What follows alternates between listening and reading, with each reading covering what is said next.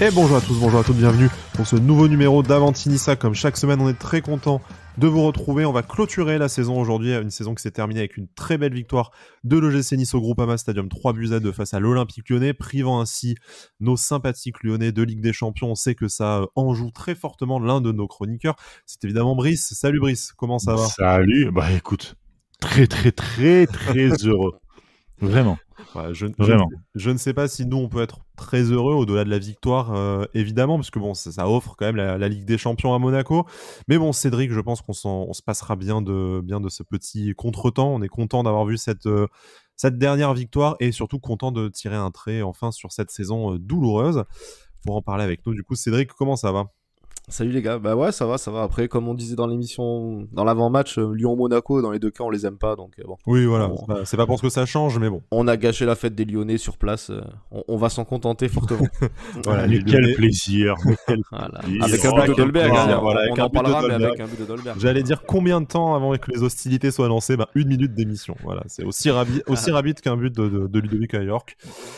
C'est la seule fois où je vais pas critiquer Dolberg. Sachez-le. Ah, c'est beau, voilà. On attend le maillot. Voilà. On attend le maillot. Ouais, je suis en train de le commander pendant que je vous parle. Comme ça, tu pourras faire un échange avec le maillot Schneiderlin de. Voilà. Ah ouais, parce que ni Morgane, ni mon ami Bada ne veut me l'offrir. Voilà. Est-ce toujours ton ami, du coup ? Bon, bref. Ça, c'est. On verra. Le contrat peut ne pas être reconduit. Voilà. On va bien sûr parler de tout ça. On va parler de Christophe Galtier. Vous avez sûrement suivi sur les réseaux sociaux les altermoiements de la piste de Galtier. Forcément, hein, quand c'est pas la passe décisive, c'est la VAR qui vient doucher nos émissions et voilà le point Galtier hebdomadaire qui périme dans les 2 heures. Mais bon, allez, c'est la beauté d'enregistrer des émissions en différé, de pas avoir la chance d'être en direct. Ça garde un peu quelques archives, quelques dossiers également. Messieurs, commençons par ça parce que c'est vraiment le gros morceau. On viendra après aux dernières infos mercato. Donc Christophe Galtier qu'on avait annoncé proche de l'OGC Nice ces dernières semaines, basé sur la presse de un peu tous les pays, la France, l'Italie, notamment la presse napolitaine et nos amis de Radio Kiss Kiss qui envoyaient régulièrement, en tout cas loin de Naples et plus près de Nice, l'actuel entraîneur du LOSC, sacré champion, hein, on en reparlera aussi quand on fera le bilan de notre saison. Là-dessus, un insider lyonnais supposément fiable, même si c'est aussi le genre de gars à annoncer le retour de Benzema tous les étés, dit que ça y est, Galtier va être annoncé mardi du côté de l'Olympique Lyonnais. Là-dessus, un peu panique au sein de la communauté OGC Nice, panique au sein de la communauté OL aussi, qui se met à nous traiter de mythomanes et de diverses autres joyeusetés. Du côté niçois, nous on s'appuie pas spécialement sur des infos ni sur de l'inside, mais sur la revue de presse qui, des deux côtés des Alpes, envoie quand même Galtier de façon assez certaine à Nice. On peut citer Nice Matin, L'Équipe, La Repubblica, Il Corriere del Mezzogiorno, Radio Kiss Kiss, comme on l'a déjà dit. Mais quel accent ! Quel accent ! 8 ans d'italien pour faire cet accent de merde. C'est terrible. Voilà, on n'oublie pas Di Marzio aussi qui sur Sky Sports avait annoncé que a priori un accord avait été trouvé. Donc voilà, ça fait quand même énormément. Fabrizio Romano très récemment aussi. Voilà, Fabrizio Romano hier aussi, effectivement, tu fais bien de le rajouter.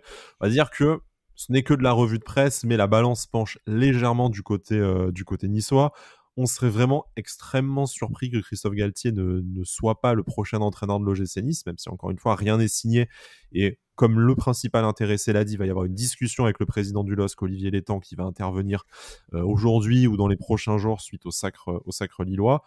Maintenant, je ne pense pas que Naples soit encore un adversaire sur le dossier. Il y a pas mal de dossiers multipliés pour l'entraîneur de leur côté. Et puis, la qualification en Ligue des Champions qui leur a échappé à la dernière journée, un peu comme l'Olympique Lyonnais.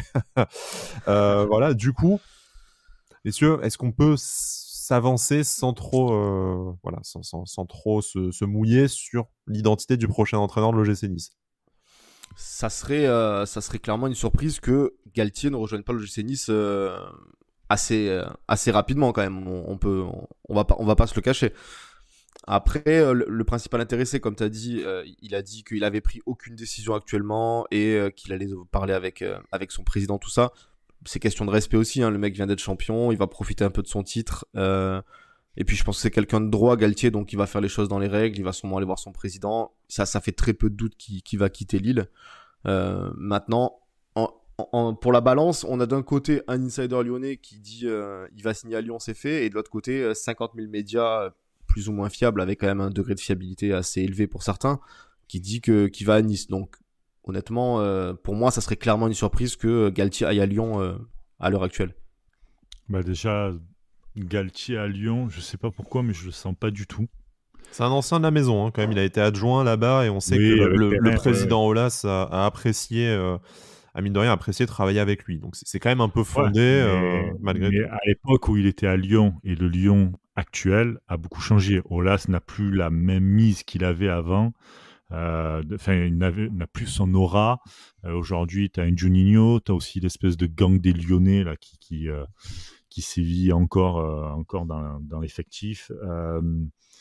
Franchement, Lyon, je sais pas. Après Nice, je me dis que tout peut aller tellement vite et dans tous les sens surtout que je préfère attendre vraiment l'officialisation plutôt que d'en parler limite, parce qu'en fait, on pourrait même se lancer dans plein de trucs et finalement une demande de Galtier qui serait pas acceptée à la dernière minute et le mec qui se dit bah vas-y je me casse, enfin je viens pas, etc. Tant que ce n'est pas signé, comme on dit, voilà, là, nous on s'appuie sur un faisceau de sources journalistiques concordantes. Après, on sait que le foot, voilà, jurisprudence chef à Nice, même quand tu es dans le bureau, tu peux ne pas signer et repartir. Donc, même Nice Matin, dans son édition d'aujourd'hui, là, en après-match, reparle du fameux 4-4-2 prôné par Christophe Galtier. Voilà. La question avait été posée par Gouiri aussi. Donc, voilà. Quand on connaît en plus la proximité de Nice Matin et du club, ça fait quand même assez peu de doute que, en tout cas, le club en interne affiche une certaine confiance. Et messieurs, je vous coupe, mais ça vient de tomber, c'est incroyable. C'est le faux direct de Wish, tu vois. Breaking news. Ça vient de tomber. L'Olympique Lyonnais a annoncé se séparer de Rudy Garcia, ce qui n'est pas franchement une surprise. Hein. Il l'avait annoncé lui-même hier soir. Il avait annoncé, mais c'est confirmé en tout cas par voie officielle. L'équipe rebondit là-dessus et parle justement de Christophe Galtier qui serait la priorité de l'Olympique Lyonnais pour succéder à Rudy Garcia. Sauf que dans l'article, vous pourrez lire, vous l'aurez même déjà lu probablement au moment où vous écouterez cette émission, que Nice lui offre un bien meilleur contrat et qui semble aujourd'hui, ouvrez les guillemets, beaucoup plus proche de la Côte d'Azur, même si rien n'est encore définitif. Son sort devrait se jouer dans les prochaines heures. Alors j'espère qu'on va pas non plus nous couper l'herbe sous le pied et que le mec va pas être annoncé aujourd'hui quelque part, sinon poubelle. Avant qu'on sorte l'émission, peut-être. Voilà, c'est ça, avant qu'on sorte l'émission. L'Olympique Lyonnais étudierait d'autres pistes et notamment Peter Bosz et Lucien Favre, parce que c'est bien connu, Jean-Michel Aulas n'a aucune idée que Jean-Pierre River et Julien Fournier n'ont pas eu précédemment. C'est quand même incroyable ça, quand tu penses entre les joueurs, les trucs. Ouais, petite pensée pour Memphis, hein, qui a fait son jubilé face au club à qui il a mis une magnifique chaise. Et ben voilà, moi je dis c'est le retour de karma. C'est le temps long, hein, 4 ans et demi, mais retour de karma. Mais tout se paye. Tout se paye un jour, exact. Et le seul avantage de Lyon, enfin le seul avantage, façon de parler, mais l'avantage de Lyon, c'est qu'ils vont jouer une Coupe d'Europe, enfin la Coupe, l'Europa League, ce que n'a pas Nice. Donc c'est le seul truc, on va dire, où... Peut-être que s'il y avait eu la Ligue des Champions, je te coupe, mais peut-être que si ça avait été Ligue des Champions, peut-être il aurait peut-être eu un petit doute. Là, je pense que pour moi, voilà, je vais pas m'avancer encore une fois parce qu'autant on va tomber de très très haut, hein, et j'en serais surpris. C'est ça qui est bon. Mais voilà, mais pour moi, il y a très peu de doute, là tout de suite en se disant, Imaginons c'est pas Galtier. Imaginons, bon, voilà, parce que X raisons, les demandes n'ont pas été acceptées à la dernine minute, enfin bon, bref, passons. Ancelotti donne son accord pour venir à Nice à la dernière minute. Par exemple. Je plaisante, hein, ça ne repose sur rien, je tiens à préciser. C'était une boutade. Ouais, franchement, s'il y a Ancelotti qui vient à Nice, je vais pas trop m'avancer, mais je pense que je déménage. Ouais, je viens au stade tous les jours. On t'attend. Mais c'est juste pour voir Ancelotti, vous enflammez pas. Edolberg, mon crack. Et nous, pas nous. C'est moche, ça, attends. Alors, entre un qui me vole le maillot de... mais le silence a été trop long, tu nous as brisé le cœur. Là, non, mais rapidement, pour revenir, vous aimeriez avoir qui comme entraîneur? Un entraîneur plutôt bâtisseur, un entraîneur qui arrive et qui met tout de suite des résultats. Ce serait quel style et surtout quel nom, si vous en avez des noms? Galtier il coche beaucoup de cases. Hein. Voilà, c'est Galtier... ça. Oui, mais si Galtier vient pas, frère. Si Galtier vient pas. Galtier, tu as malgré tout le côté résultat immédiat et bâtisseur. Tu vois, c'est bien sûr. C'est pour ça qu'il fait la parfaite synthèse. Peter Bosz est un peu dans ce même genre hein, aussi. Et bon, après, je vais reprendre les idées de Jean-Michel Aulas. Mais moi, Lucien Favre, il revient quand il veut. Je pense que c'est compliqué pour lui de travailler avec la direction, de retravailler avec la direction actuelle. Lucien Favre, je vais le chercher moi-même hein, s'il faut. Hein. Après 2 Zerbi, au moins on s'éclatera aussi niveau terrain quoi. Mais il a pas signé au Shakhtar lui. Il a signé au Shakhtar lui non. 2 Zerbi non. C'est déjà officiel. Bon ok, très bien. Alors tant pis. Ouais, je crois. Ouais. Non mais voilà. Partons du principe que ça sera Galtier à 90% entre guillemets. Oui, allez, on va se mouiller un petit peu. Voilà, sinon Peter Bosz sera un très séduisant plan à prime. Voilà, il pourra n'oubliez pas Laurent Blanc. Fédération de chauve. Voilà. Laurent Blanc, ça sera pour Lille et on leur laisse très très volontiers. Ah, on sait jamais. Non, arrête. On sait jamais. Arrête ça tout de suite. Arrête de suite. On veut pas de Lolo White et de sa touillette. Là, non, merci. On est des gens sérieux dans cette émission. Voilà.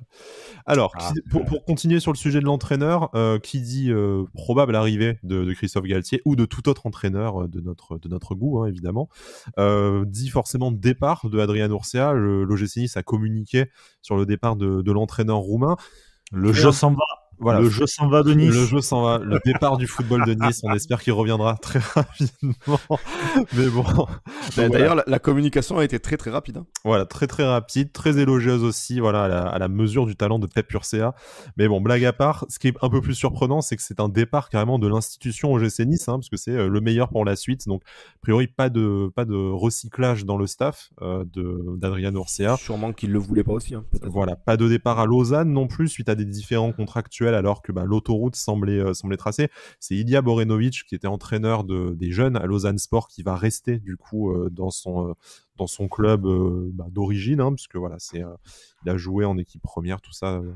Donc du côté de la Suisse, ce qui est peut-être bien pour les supporters qui accueillent mieux ça que l'arrivée d'Adrien Urcea, parachuté de Nice et en plus issu d'un club rival en Suisse. Donc voilà, au moins nos homologues de Lausanne, je pense, auront de meilleures nuits dans les prochaines semaines. Donc à voir où ira Adrien Urcea. Moi, je voulais vous poser la question, suite à son départ de Nice et de la Galaxy Ineos par extension, qu'est-ce que ça peut être la porte de sortie et où pourrait rebondir Adrien Urcea? Est-ce que vous le voyez du coup être appelé par un club de Ligue 1 ou de Ligue 2? Est-ce que vous le voyez continuer sur un banc en tant qu'entraîneur principal?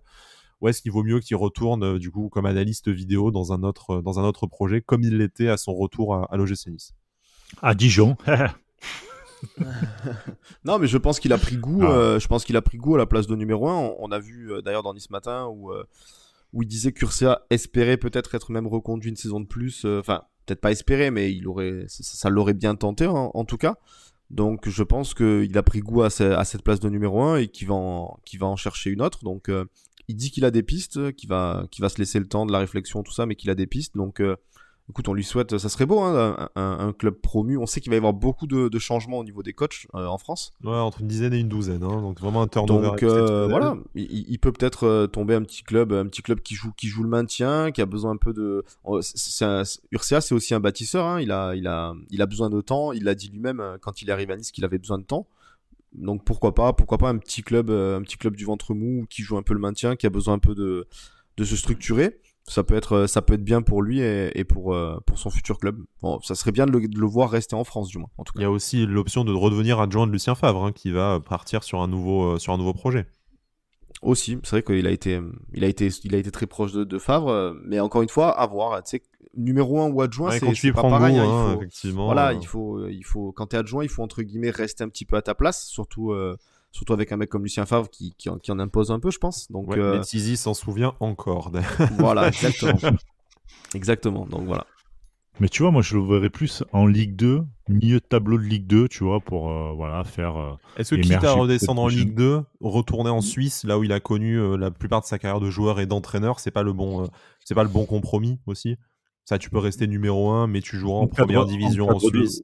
Ouais, le cadre de vie. Après, franchement, là, on en parle et tout. Faudrait voir vraiment directement avec lui ce qu'il aimerait, Eh ben écoute, s'il a envie on de. va tenter de le contacter, on lui posera la question dans cette Ah ben, émission, pourquoi Adrien, pas. et puis voilà, pourquoi pas. Mais voilà, peut-être qu'il a envie de retourner chez lui dans un cadre de vie un peu plus familier, être plus proche de sa famille. J'en sais rien, tu vois. Mais c'est je, pour moi, en tout cas, s'il doit devenir entraîneur, ça sera pas en Ligue 1. Le niveau, la marche est trop haute pour lui.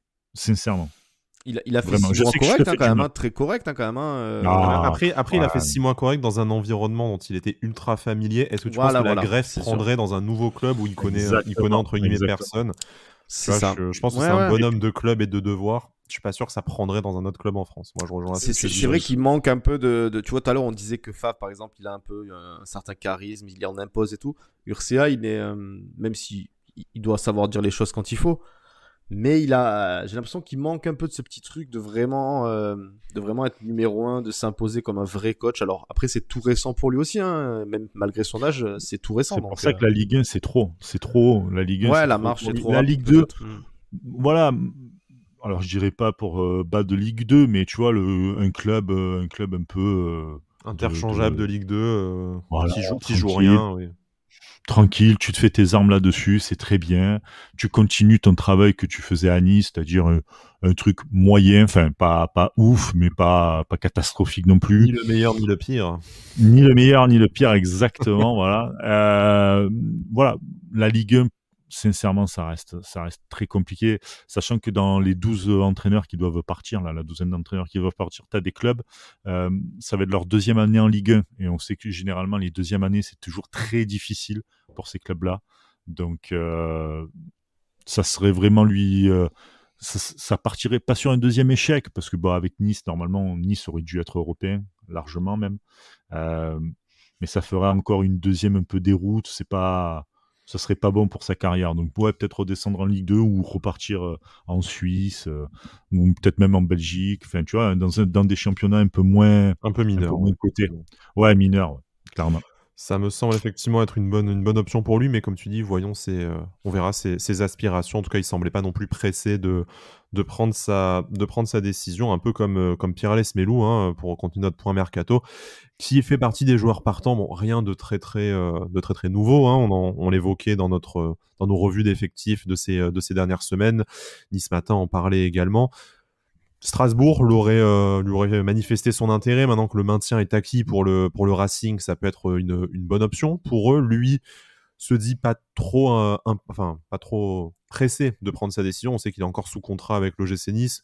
Les différentes options arriveront au cours de l'été. L'OGC Nice aimerait récupérer sa mise de départ pour Pierre-Alès Melou, c'est-à-dire 5 millions d'euros. Je pense qu'on est tous d'accord, ça serait la bonne décision pour tout le monde. Le départ n'a pas pu se faire l'année dernière, notamment pour des raisons de Covid. Pierre a fait une saison pas aussi bonne qu'on l'espérait, mais tout à fait correcte, avec encore une passe décisive pour Casper Dolberg hier. Là, maintenant, je pense que l'histoire est terminée entre l'OGC Nice et Pierre-Alès Melou au bout de 4 ans. Voilà, c'est le moment de partir, de se serrer la main, de se dire merci et que chacun passe à autre chose. C'est exactement ça. Hein. C'est un cycle, hein, fin de cycle. Ça fait combien de temps qu'il est là? 4 ans déjà? 4 ans, c'est ça. 4 ans qu'il est là, donc voilà, tu peux rien lui reprocher, hein, il a toujours tout donné, il a fait une très belle saison sur les 4 sans jamais être abominable ou quoi que ce soit. Maintenant, c'est une fin de cycle, espérons qu'il ait un bon point de chute Strasbourg. Tu penses qu'il peut pas avoir mieux que Strasbourg, honnêtement? Je pense qu'il peut avoir mieux, qu'il peut avoir un club qui joue au moins le milieu de tableau. Après, Strasbourg a fait une mauvaise saison en jouant le maintien jusqu'au bout. Et c'est vrai que pour un mec qui ne veut pas donner de plaisir, s'offrir un joueur comme Pierre-Alès Melou, c'est peut-être un peu gâché aussi. Mais voilà. Blague à part, je pense que voilà, un club qui va jouer le milieu de tableau, mais à la fois Strasbourg, là, comme je disais, sort d'une mauvaise saison, c'est pas impossible de les voir jouer la 10 ou 12e place l'année prochaine. Hein. Je maîtrise pas les arcanes du Racing, mais c'est un club qui peut aussi prétendre à mieux qu'une 17e place.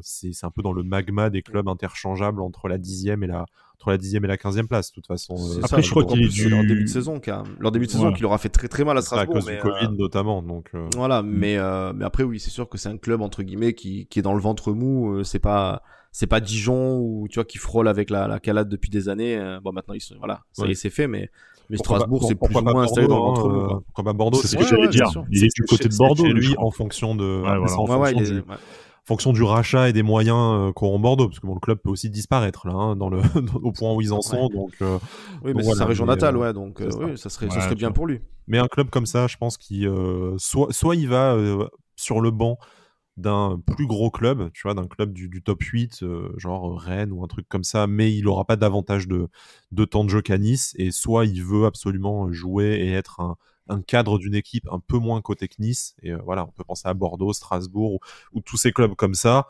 mais il faut voir aussi qui est prêt à lui donner son salaire, qui n'est jamais qu'un salaire moyen de Ligue 1, mais voilà, dans cette période-là, il faut le sortir, et en plus sortir une indemnité de transfert pour l'OGC Nice, donc à voir. Mais il peut y avoir une bonne opportunité pour lui, et lui il peut représenter une bonne opportunité pour un club de Ligue 1 modérément ambitieux, je pense. Voilà. En tout cas, on suivra ce dossier avec attention. Nous, on a déjà les remplaçants en interne, entre Claude Maurice, Thuram, Schneiderlin et également Boudaoui, forcément au milieu de terrain. Maintenant, on ne serait pas contre l'arrivée d'un nouveau milieu de terrain d'expérience. Ça, on suivra. On sait que c'est un des dossiers pour remplacer Jeffrey Adelaide, qui va probablement repartir du côté de l'Olympique Lyonnais. On finit les. Qui ne joue pas la Coupe d'Europe. L'Europa League au moins quand même. Oui, l'Europa League. La même Coupe d'Europe que ton club de cœur, je te rappelle quand même. Tu ne ramènes pas trop non plus. Ouais. Ah non, mais je ne la ramène pas. Moi, si tu veux une 5e place, c'est dégueulasse. Mais bon, on fait avec. C'était quoi ce match d'ailleurs, là, vite fait, je fais une aparté là, mais le but de Marseille à 90+13, on en parle? Mais si tu veux, quand t'as une saison merdique et que tu sens qu'elle veut jamais se terminer, tu sens que tu vas aller, comment dire, il faut plus supporter à un moment donné l'OM. Tu te dis c'est plus possible, quoi, tu vois. Mais attends, ne supporte plus l'OM, mais on t'accueille très volontiers dans la famille. Déjà que c'est à moitié, tout le monde a remarqué que tu disais nous dès que tu parlais de l'OGC. Non, mais alors sincèrement, je vais vous dire un truc. J'admire et j'aime profondément tous les clubs qui font tout pour éliminer Lyon de la série. D'accord, ok. J'ai un profond respect. J'ai un profond respect, mais vraiment. Ouais, tu peux pas aimer Nice et Monaco, c'est pas possible. Et dès que le nouveau maillot sortira, c'est-à-dire vers Noël, voilà, je l'achèterai et je le floquerai, vous inquiétez pas. Et je mettrai ça sur les réseaux. D'accord, très bien. Bravo à vous. Finissons nos pages mercato. On s'intéresse également à un attaquant ukrainien de la Gantoise, Roman Yaremchuk. 25 ans, 23 buts et 8 passes décisives en 42 matchs cette saison, parce que la Gantoise a eu une saison européenne. Bon, qui s'est mal passée, élimination en barrage de Ligue des Champions, élimination en poule d'Europa League. Donc une piteuse saison européenne, mais quand même une saison complète. Un ratio but par match et même décisif du coup par match assez intéressant. Joueur confirmé, 25 ans. On ne le connaît pas, éventuellement, et si jamais la piste est amenée à se concrétiser, là on parle juste de scouting, pour l'instant on n'hésitera pas à faire appel aux spécialistes du football belge et ukrainien, mais sur le principe du profil, voilà, un joueur confirmé, qui est titulaire dans son club, qui est un club qui a déjà joué la Coupe d'Europe, donc on imagine une certaine expérience. Est-ce que pour tourner à 3 avec Gouiri, avec Dolberg dans un futur 4-4-2, voire même si Gouiri est amené à jouer sur l'aile gauche de ce futur système qu'on imagine mené par Christophe Galtier, est-ce que c'est pas une piste qui vous, au moins sur le profil, qui vous séduit? Ah oui, moi je trouve que c'est intéressant, sachant en plus que déjà cette année on s'est retrouvé rapidement, il y a eu le Covid et tout, mais avec les blessures, le Covid, on s'est retrouvé rapidement à court de joueurs offensifs. Là en plus on part du principe qu'on perd Ronny Lopez, que Miziane est sur le départ, donc à voir ce que tu vas faire aussi des retours de prêt, par exemple de Evan Guessant. Et après à l'inverse pour Endoy notamment. Voilà, donc ça peut être une piste intéressante avec une valeur. J'ai pas recherché sa valeur par exemple sur Transfermarkt, mais 13 millions sur Transfermarkt. La presse belge parle d'une évaluation autour de 15 millions. Après, à voir aussi, comme on le disait avec Brice tout à l'heure, la santé financière. Voilà, qui va pouvoir sortir un salaire, une indemnité de transfert, à voir ce qui va être demandé par les clubs. C'est un peu compliqué de se projeter. Voilà. Mais ça peut être une piste intéressante, un mec qui peut un peu t'apporter vraiment dans la rotation, et surtout qui peut vraiment être décisif quand on va avoir besoin de lui, quoi. Parce que là on a vu sa stat au niveau stat, c'est vraiment pas mal, Donc c'est une piste intéressante, je trouve. International ukrainien également, 7 buts en 22 sélections. Ah, c'est propre, vraiment. C'est propre, ouais. Après, il faudra voir aussi avec le nouvel entraîneur, etc. Mais c'est des profils qui donnent l'eau à la bouche, on va dire. Ok, bon bah effectivement, on suivra ça. Dernier profil, et là on est un peu au-delà du scouting, on vous en a déjà parlé dans les dernières émissions, c'est le gardien turc. Ersin Destanoglu, champion avec le Beşiktaş, le jeune gardien de 20 ans. On avait vu Julien Fournier qui s'était rendu là-bas pour le scouter lui-même à 6 reprises. L'OGC Nice a supervisé le joueur. La presse turque teasait une première offre qui devait arriver dans les prochains jours. Ça y est, elle est arrivée, d'après les médias locaux et notamment Sports. L'OGC Nice aurait formulé une première offre de 7 millions d'euros. Quand même, jolie petite somme quand on quasiment le plus gros transfert de l'été dernier, la même somme investie sur Amin Gouiri d'ailleurs. Refus catégorique du président turc qui a déclaré aux médias locaux: je ne commencerai pas à discuter en dessous de 12 millions d'euros. Ce qui quand même représente une Ouais, mais il forte connaît pas Julien Fournier encore. Ouais. il connaît pas Julien Fournier encore, qui va le mystifier et peut-être lui renvoyer Miziane. On va l'avoir à 4 millions plus bonus. 4 millions plus Miziane. Allez, c'est parti.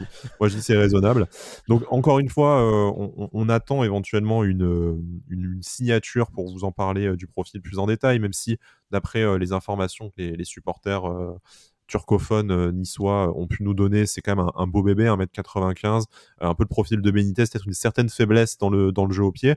On avait déjà donné notre avis avec Cédric, donc je propose plutôt à Brice de le donner cette fois. Est-ce que pour toi un deuxième gardien, c'est un des chantiers prioritaires lors de ce mercato? Est-ce que mettre 12 millions sur un jeune gardien, ou enfin, que ce soit 7 ou 12, mais mettre une grosse somme malgré tout sur un gardien, c'est nécessaire cet été? Et à ton avis, est-ce que le gars acceptera de venir pour jouer les numéros 1 bis, ou est-ce que ça signifie qu'on pousse Benitez vers la sortie, par exemple? Alors, sur la dernière question, je t'avoue que je ne saurais pas du tout te dire sur le fait d'avoir un numéro 1 et un bis. Pour moi, en tout cas, pour moi, c'est une connerie sans nom. Mais après, tout dépend. Numéro 2, si tu préfères. Oui, mais même numéro 1 bis, alors numéro 2. Mais non, je pense que Benitez, c'est un peu comme Pierre Lasmelou, c'est une fin de cycle. On l'a vu cette saison Enfin, moi, j'ai pas un match comme ça où je peux te dire. On l'a même vu hier, le premier but. Ouais, voilà. Il est plus dedans. Alors peut-être aussi à cause de la défense. Enfin, il y a peut-être plusieurs paramètres qui doivent être pris en compte. Mais quoi qu'il en soit, il y est plus. Et si Nice veut jouer l'Europe, si Nice veut être compétent en Europe, tu te dois d'avoir un gardien qui soit bon dans sa tête déjà, parce que c'est beaucoup de mental aussi le poste de gardien. Donc il te faut ce genre de gardien qui peut te ramener ne serait-ce qu'une dizaine de points dans la saison. Là aujourd'hui, si on fait vite fait le bilan de Benitez, ce n'est pas le cas. Il ne l'a pas fait. Il a été plus que fragile. Il a montré beaucoup de faiblesses. Donc, à un moment donné, je pense qu'il faut changer. Soit apporter une concurrence, mais dans ce cas-là, tu prends pas de gardiens jeunes qui veulent des temps de jeu, parce que on sait que ce poste de gardien est très compliqué pour avoir du temps de jeu quand tu es numéro 2, etc. Destanoglu a dit qu'il était prêt à partir en Europe, mais qu'il cherchait le bon club et le bon projet pour avoir du temps de jeu. Ce qui pourrait correspondre à Nice, qui lui donnerait du temps de jeu aux jeunes, tu vois, plutôt que de partir dans un grand club. Mais après, par contre, surtout qu'encore une fois, il vient d'être champion avec Beşiktaş, le gars, quand même. Donc, voilà, c'est ça. Donc, il a pas envie d'arriver pour être numéro 1 bis ou numéro 2. Tu vois, qui pousse à Nice, quoi. Dans ce cas, dans un top club, admettons. Mais oui, t'arrives à Chelsea. Ouais, je veux dire, t'arrives à Chelsea, écoute, tu fermes ta gueule et tu vas numéro 2 et tu sais que voilà, il n'y a pas de souci. Mais pas quand t'es à Nice, qui joue pas en plus la Coupe d'Europe, etc. Donc c'est pour arriver, je pense, numéro 1. Après, concernant le prix, un gardien, c'est un poste un peu sacré, c'est un poste un peu rare, donc forcément, tu dois mettre le prix. Voilà, peu importe s'il est bon ou pas. Que ce soit à moins de 10 millions de qualité. Et voilà, de toute manière. Exactement. Et puis le marché des gardiens, il faut que ça commence un peu à tourner pour qu'il y ait des possibilités d'achat, etc. et tout. Donc voilà, c'est ce qui fait aussi la rareté et la montée des prix. Donc ouais, ça me choque pas. Après, ça va, Ineos peut mettre 12 millions ou peut-être même 15 millions sur un gardien. Bon, si c'est le bon choix, effectivement, c'est pas non plus une somme déraisonnable. La quasi-totalité des joueurs que tu achètes, la quasi-totalité, c'est des paris. Parce que même s'ils cartonnent dans d'autres clubs, quand tu arrives, peut-être qu'ils n'ont pas la même façon de jouer, pas la même structure, pas les mêmes aides dans le club, etc. Donc, c'est toujours des paris. Tu peux pas dire, lui, comme il a cartonné là-bas, il va forcément cartonner. Or, quand tu es dans des grands clubs, un joueur, par exemple un Zidane qui part de la Juve au Real Madrid, bon ben c'est des structures similaires, des façons de jouer, enfin peut-être pas similaires, mais les structures sont quasiment identiques, on va dire. Mais voilà, quand c'est un club comme Nice et tout, il y a plusieurs paramètres à prendre en jeu. Donc au niveau du tarif, bon bah écoute, c'est pas. Je pense qu'il faudra mettre plus de 10 millions pour avoir un bon gardien. Et oui, c'est pour moi en tout cas l'un des postes les plus importants aujourd'hui pour l'OGC Nice, avec peut-être un attaquant supplémentaire. Mais voilà, si tu veux être compétent en France, si tu veux faire partie du top 5, il te faut un gardien qui arrive à te ramener des points à lui seul des fois, et au moins un attaquant qui te met au minimum tes 13 buts. Au minimum. Comme l'ont été du coup Benitez et Dolberg par le passé, à voir s'ils peuvent l'être à nouveau la saison prochaine. Rapidement, Cédric, après on va passer à notre débrief de Lyon-Nice. Toi, voilà, encore une fois, sans juger un gardien qu'on ne connaît pas ou peu, l'idée sur le papier, tu te dis oui, cet été, si on doit lancer les grandes manœuvres, si on doit renforcer vraiment l'effectif en profitant du nouveau cycle, du nouveau projet sur 3 ans que l'arrivée de Christophe Galtier va initier, ça passe également aussi par, quand on disait le fameux un joueur par ligne, on ajoute un gardien. Ah ouais, c'est ça, hein. Un joueur par ligne, ça va être obligatoire. Et le poste de gardien, voilà, encore une fois, le poste de gardien, c'est, comme disait Brice, c'est aussi à part, hein. C'est un jeu de chaise musicale. Il faut qu'il y ait un gardien un peu qui parte pour ouvrir la brèche, tout ça. À voir si Benitez aura des pistes et si on est ouvert à la discussion pour lui. Mais je veux dire, vous mettez un peu vite dehors Benitez quand même. Hein. Bon, on sait qu'avec Raiola, il n'aura pas du mal à trouver des pistes. Oui, voilà, c'est ça. Il n'aura pas de mal à trouver des pistes. Et puis, c'est un gardien qui peut aller jouer en Italie facilement. Une fois un gardien comme ça, de mettre clairement avoir la logique là de la piste. Donc, à moins que ça ait été clair avec lui directement et qu'il arrive vraiment dans sa tête comme la doublure de Benitez pour le concurrencer fortement. Mais j'ai du mal à me convaincre de ça quand même. Hein. Ouais, ce serait surprenant. Bon, on va suivre ça dans les prochaines semaines. On espère malgré tout que, je sais pas, moi je suis un peu partagé entre le fait de vouloir que le mercato soit très rapidement bouclé, enfin qu'on commence très rapidement à prendre des joueurs, et le fait que je me prendrais bien quelques semaines de vacances, moi aussi, pour regarder l'Euro tranquillement, sans devoir rafraîchir mon téléphone toutes les 5 minutes pour savoir si on a signé. Après, avoir le nombre de départs, le nombre d'arrivées, je saurais même pas dire si ça va être vraiment un mercato agité, je sais pas. Alors attention, hein, il y a les phases où il y a la Coupe du Monde et l'Euro, généralement les transferts se font plus tard, parce que tu as des joueurs qui prennent de la valeur après l'Euro, etc. Donc, et comme disait Cédric, il y a un jeu de chaise musicale à initier aussi pour que oui, bien sûr. Donc voilà, à voir. Bon, l'avantage, c'est que du côté de Nice, ils vont pas attendre pour vendre parce que la plupart ne sont pas internationaux. Hormis, il y a Dolberg et il y a des internationaux suisses aussi, mais ils viennent d'arriver, hein, que ce soit Lotomba ou Wendoy. Voilà, non mais vraiment qui peuvent. Oui, dans les prétendants au départ, il n'y a effectivement que Dolberg. Peut-être Dolberg, voilà. Donc bon, ça c'est pas si grave, mais eux pour acheter, c'est soit ils se bougent pour acheter maintenant à bas prix, soit sinon ils veulent prendre des internationaux. S'ils jouent l'Euro et qu'ils font un bon Euro, le prix n'est plus le même. Donc encore une fois, c'est le coup du poker menteur, quoi. C'est le risque, ouais. Très bien. Ouais.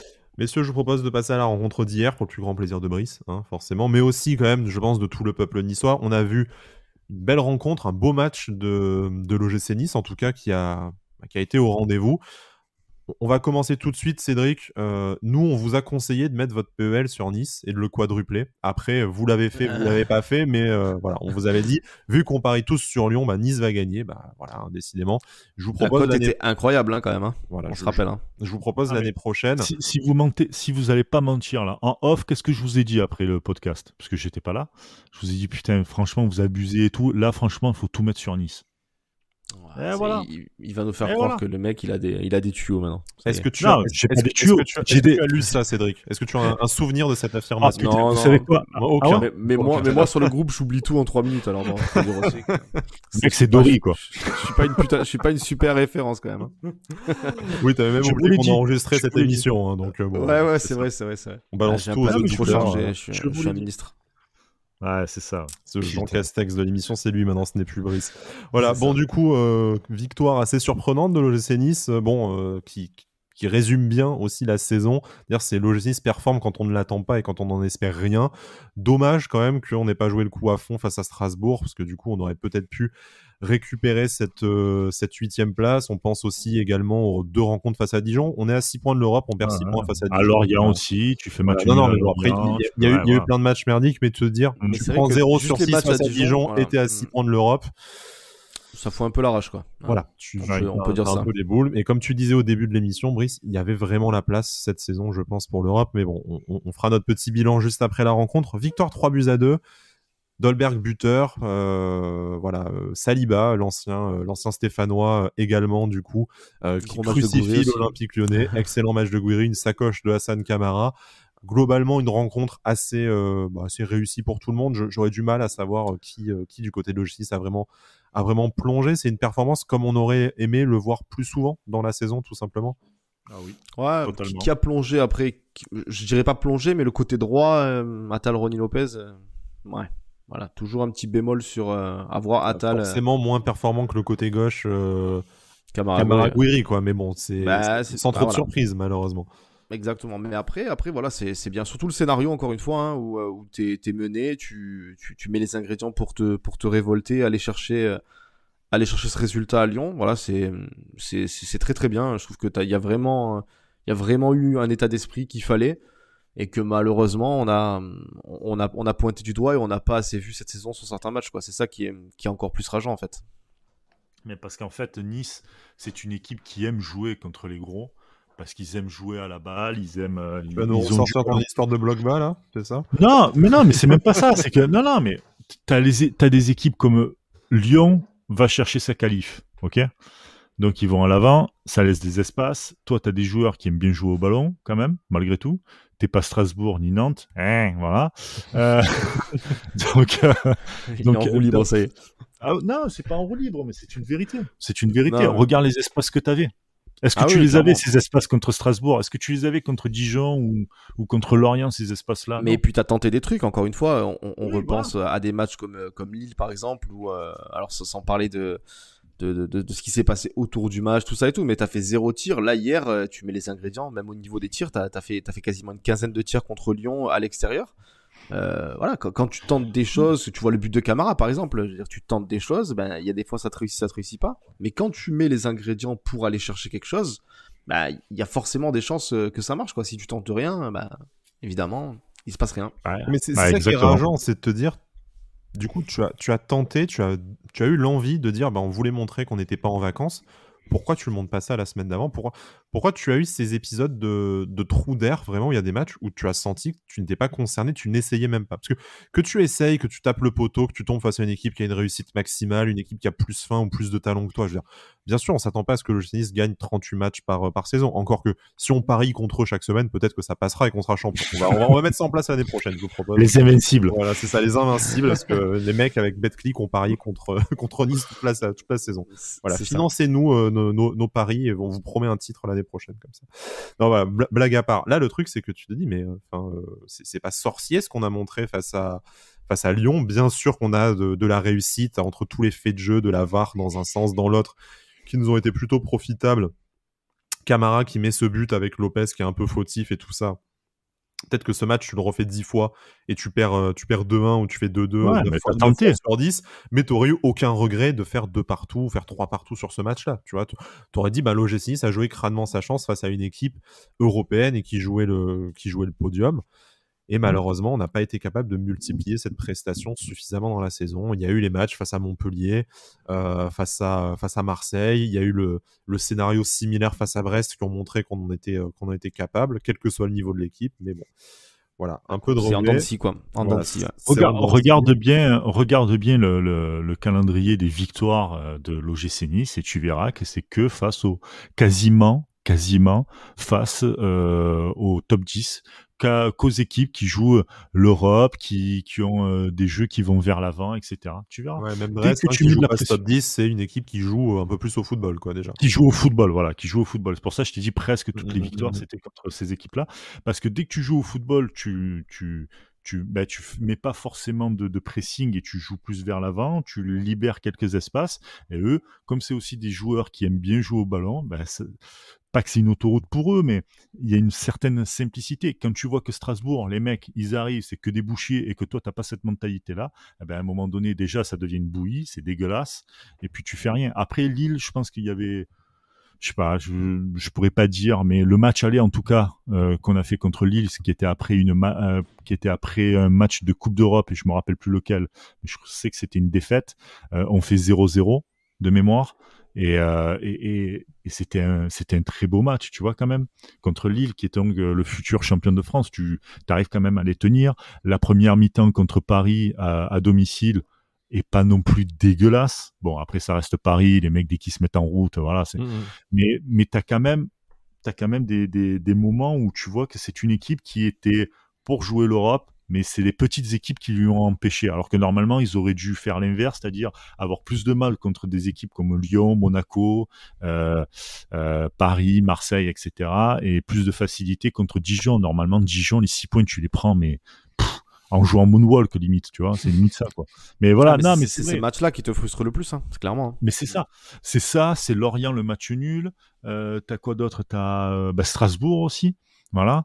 Franchement, le 0-0 face à Reims aussi avant la déroute face à Dijon qu'on a oublié, mais bon, c'est 2 points de perdus en cours de route. Mais voilà, normalement, tu devrais te battre avec Marseille, Lens et Rennes pour la 5e place, à l'aise. Tu aurais dû être dans le multiplex pour la lutte avec Lens, Marseille et Rennes, effectivement, pour les places d'Europe, et même si t'avais fait le taf face à Strasbourg, ben t'étais 8e, enfin voilà. Bon, du coup, c'est rageant de te dire que ben, tu termines sur un très bon match, effectivement, que tu as multiplié quand même quelques fois sur l'année 2021, mais que tu n'as pas réussi à pérenniser ni à aller chercher. Voilà.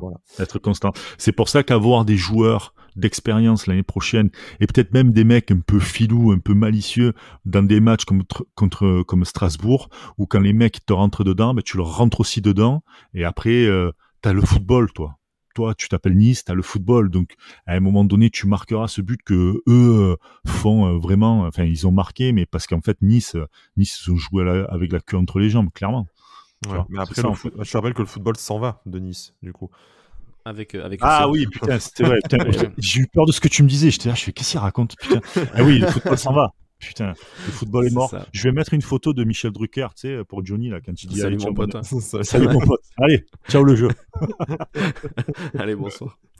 Ouais, non, allez, blague à part, du coup, bon, c'est une rencontre.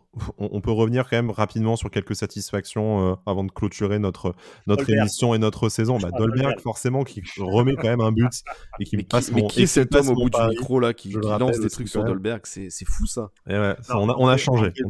En vrai, Dolberg a fait une saison catastrophique. 6 buts, quand même. Ouais, mais catastrophe. Non, quand tu t'appelles Dolberg, tu peux pas mettre 6 buts, mec. Je suis désolé, ok, t'as les vols, t'as le Covid, t'as tout ce que. Bon, alors le Covid, je vais rien dire là-dessus. L'appendicite. Voilà. Ouais, mais dis-toi, dans une saison cauchemar, tu mets 6 buts. Je veux dire, oui, nous on a aussi connu à Nice des attaquants qui ont mis 6 buts dans la meilleure saison de leur carrière. Miziane, il les a jamais mis, quoi. Voilà, Miziane, en 3 ans, les a jamais mis. Et puis, oui, mais est-ce que Miziane... Ronny Lopez ne les a pas mis en jouant quasiment tous les matchs. Est-ce que Miziane est un international? Est-ce que Miziane est un espoir? Voilà, on te dit pas qu'on est content de la saison de Dolberg. On dit, mais Dolberg fait une saison catastrophique. Le mec te marque quand même 6 buts avec tous les éléments qui sont. Voilà. C'est ça qui est Nice, en gros, c'est 17 buts en une saison et demie parce que pas 2 saisons pleines. Après, il y a eu, il y a eu le Covid. Donc c'est décevant par rapport à son potentiel, mais t'as pas envie de te dire oust Dolberg, quoi. T'as hâte de le voir à 100% l'année prochaine. C'est surtout ça, voilà. Non, mais je suis d'accord. Maintenant, est-ce que lui veut rester, c'est autre chose. On sait qu'il a fait, notamment, va lui faire des câlins et tout ça. Des appels du pied en Angleterre et en Allemagne. Oui, dans le dos. Je t'aime, Gasper. Je t'aime. À la Brokeback Mountain. Allez, ça va trop loin là. Ouais, et ça, je sens que ça va partir en montage de qualité sous Paint avec la fille de Brokeback Mountain et le visage de Galtier. C'est ça. Nos auditeurs ont du talent, ça va. Oui, c'est un certain talent de montage dérangeant aussi. Hein. Je pense que s'il s'ennuie ce soir, s'il pleut ce soir, il va nous faire ça. Hein. J'aime bien le mec. Moi, j'ai raté ma vocation. J'ai raté ma vocation, les gars. La maîtrise de Paint est incroyable. Bon, je sens que vous n'avez pas du tout envie de parler de ce match. Hein. Lyon. Mais on s'en fout, on s'en fout. Lyon est disqualifié. Prenons du plaisir, la saison est finie. La saison est terminée. Voilà. Pour faire le bilan sur la saison, on fera bien entendu une libre antenne avec vous. On attend, on vous avoue, un peu l'officialisation de Christophe Galtier ou de tout autre nouvel entraîneur de l'OGC Nice pour histoire de faire une pierre deux coups et de vous demander votre avis sur cette nomination et préparer la saison prochaine. On va rapidement faire notre bilan. Le meilleur joueur pour vous de la saison, est-ce que je m'avance pas trop en disant que c'est Amine Gouiri qui est meilleur buteur et meilleur passeur de toute façon. Est-ce qu'il y a un concurrent là cette saison? Voilà, Brice, si tu dis Morgan, je te frappe à distance. Mais tu dis ça, mais non, arrête. Non, arrête. Cédric Edmond, mute-le s'il te plaît. Tu t'en rends compte ce que ça veut dire alors que tu as eu le maillot de Morgan? Mais tu te rends compte, mais tu n'as pas de face. Mais je change de sujet, allez, je change de sujet tout de suite. Non mais Gouiri, Morgan, écoute ce podcast et rends le maillot de Morgan. Il va venir chez moi. Rendez le maillot, monsieur Badagous. Putain, la jalousie. Ce que ça fait faire la jalousie quand même, vous avez vu ça un peu? Vu ça. Non, mais si tu regardes la plupart des recrues, se sont plus ou moins bien intégrés, mais on va dire que collectivement, ça n'a pas été. Hassan Camara est quand même une bonne satisfaction. Lotomba, on va dire joueur aussi, de champ le plus utilisé, Hassan Camara. Du coup, il y a Walter Benitez qui est devant lui. Schneiderlin, il fait partie des joueurs qui récupèrent le plus de ballons dans la surface adverse. Donc, individuellement, ils ont su plus ou moins s'intégrer avec leur qualité. C'est collectivement que ça a été très très compliqué. Hormis Amine Gouiri qui a été stratosphérique pour Nice, clairement. Qui a marché sur l'eau. Après, il y a les satisfactions du mois de janvier, Todibo, Saliba, qui ont énormément apporté aussi, qui nous ont permis ils ont apporté une assise. Et Todibo qui continuera du coup à nous apporter, n'est-ce pas, Cédric? Évidemment, l'option d'achat. Hâte que l'annonce soit faite, définitive, qu'on le voie ici. Là, il va prendre ses vacances, tranquille, voilà, et puis voilà. On l'attend à Nice. Je l'attends à Nice, même personnellement. J'en fais une affaire personnelle. Voilà. Alors que t'as eu le maillot, c'est le mec qui reparle là-dessus, le relou.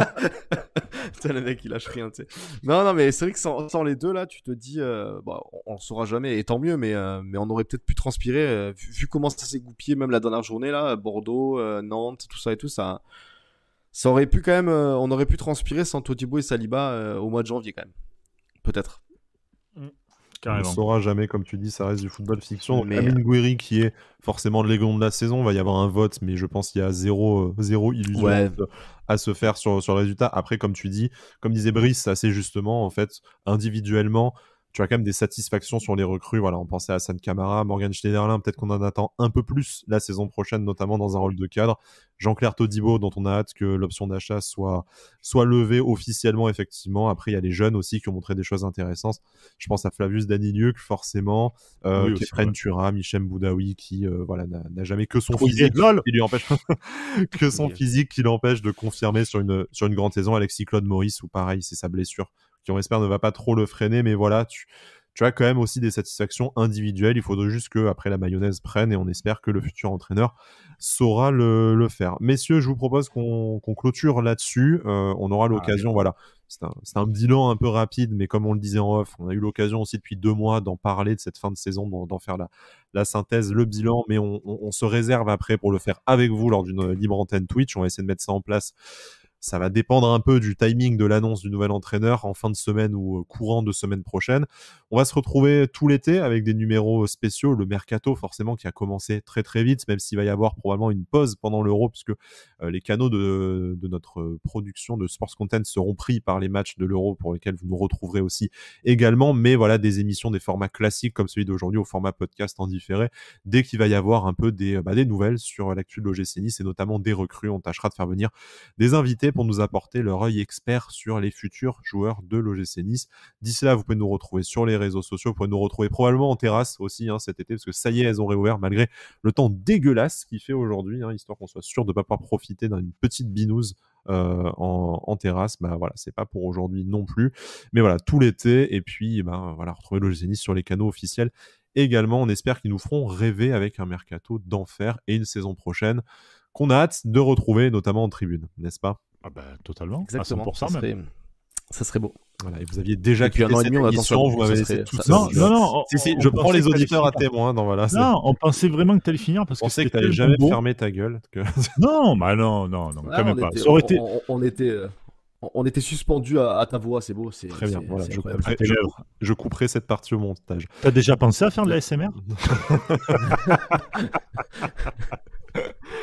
D'ici là, messieurs, portez-vous bien. Et puis, Enzo qui à gauche.